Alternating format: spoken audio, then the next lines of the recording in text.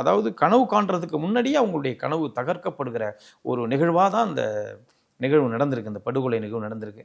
அப்போ இது போன்ற குற்றங்கள் நடக்காமல் பார்க்கறதுக்கு அறம் சார்ந்த விஷயங்களை அரசு முன்னெடுக்க வேண்டிய ஒரு விஷயம் இருக்குது. இப்போ இவங்களுக்கு நல்ல நீதிகள் வழங்கப்படணும். இந்த மாதிரி குற்றவாளிகள் கடுமையான தண்டனைகளுக்கு ஆளாக்கப்படணும். அப்போ தான் ஒரு தன்னம்பிக்கை வளரக்கூடியவங்களுக்கு பரவாயில்ல, இது மாதிரி சம்பவம் நடந்தாலும் சட்டம் கடுமையான தண்டனைகளை கொடுக்கும், நமக்கு ஒரு பாதுகாப்பை கொடுக்கும்.